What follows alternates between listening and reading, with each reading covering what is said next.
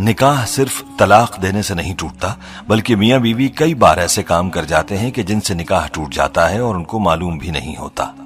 आज की वीडियो में हम आपको 7 ऐसे कामों के बारे में बताने वाले हैं कि जिनकी वजह से निकाह खुद ब खुद टूट जाता है।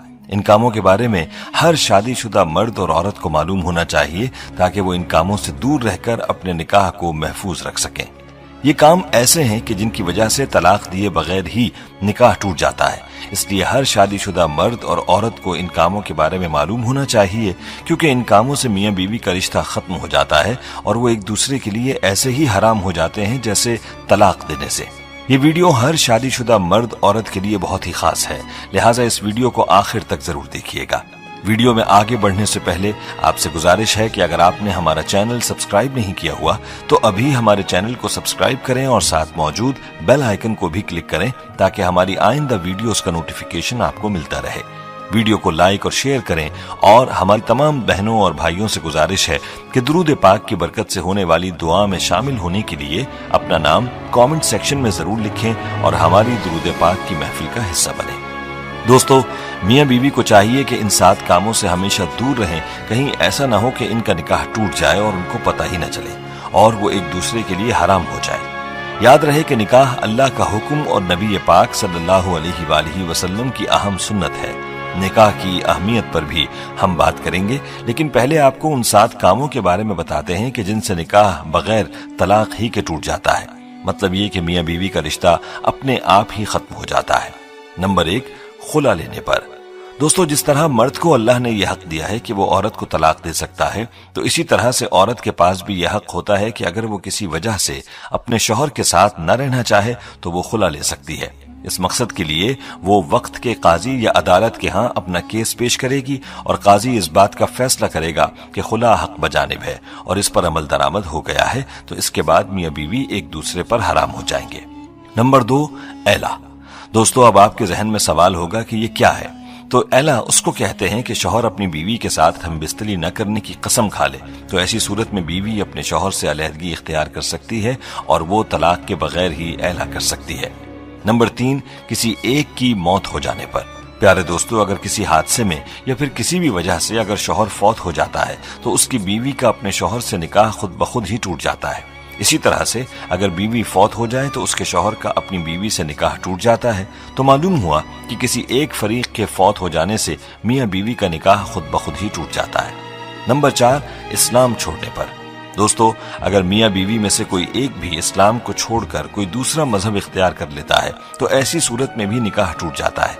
चाहे मियां इस्लाम को छोड़े या बीवी इस्लाम से खारिज हो जाए तो निकाह बाकी न रहेगा और बगैर तलाक ही मियां बीवी का निकाह खत्म हो जाएगा। अगर इस्लाम छोड़ देने के बाद भी मियां बीवी एक साथ रहते हैं तो इनका आपस का ये ताल्लुक जायज नहीं रहता, बल्कि ये ताल्लुक हराम हो जाता है।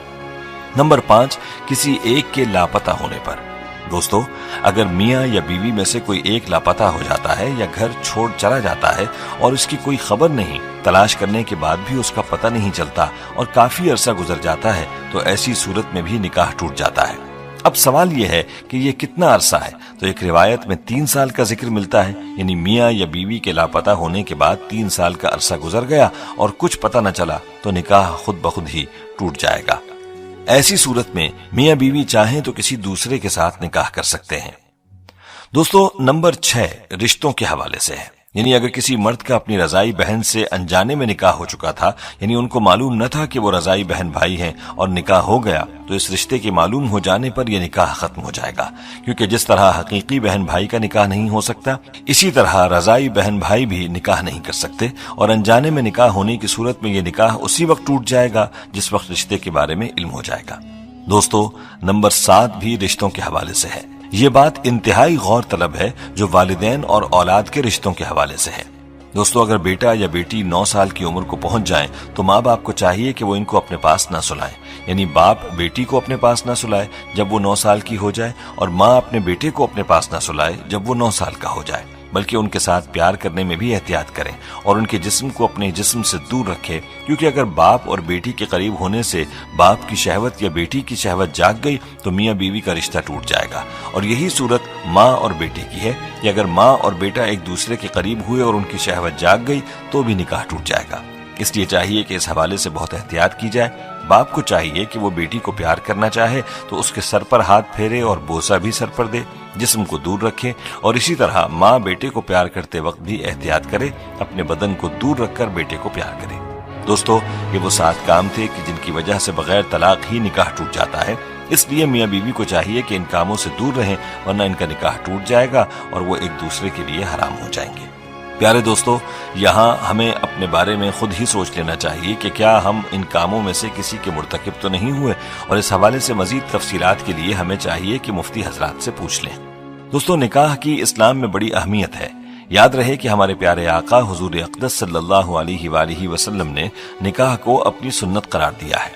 ارشاد نبوی ہے، النکاح من سنتی، نکاح کرنا میری سنت ہے۔ حضور اقدس صلی اللہ علیہ وآلہ وسلم نے نکاح کو آدھا ایمان بھی قرار دیا ہے۔ جو کوئی نکاح کرتا ہے تو وہ آدھا ایمان مکمل کر لیتا ہے اور باقی آدھے دین میں اللہ سے ڈرتا رہے۔ مذکورہ احادیث سے نکاح کی اہمیت کے بارے میں واضح ہوتا ہے کہ نکاح انسانی فطرت کا تقاضا بھی ہے، اور ساتھ میں ہمارے آقا صلی اللہ علیہ وآلہ وسلم کی مبارک سنت بھی ہے۔ نکاح کے لیے 2 فریقین یعنی لڑکا اور لڑکی کا ہونا لازم ہے۔ پیارے دوستو، اسلام نے نکاح سے جو فکر اعتدال اور نظریہ توازن پیش کیا ہے وہ نہایت جامع اور بے نظیر ہے۔ اسلام کی نظر میں نکاح محض انسانی خواہشات کی تکمیل اور فطری جذبات کی تسکین کا نام نہیں ہے۔ انسان کی جس طرح بہت ساری فطری ضروریات ہیں، بس اسی طرح نکاح بھی انسان کی ایک اہم فطری ضرورت ہے۔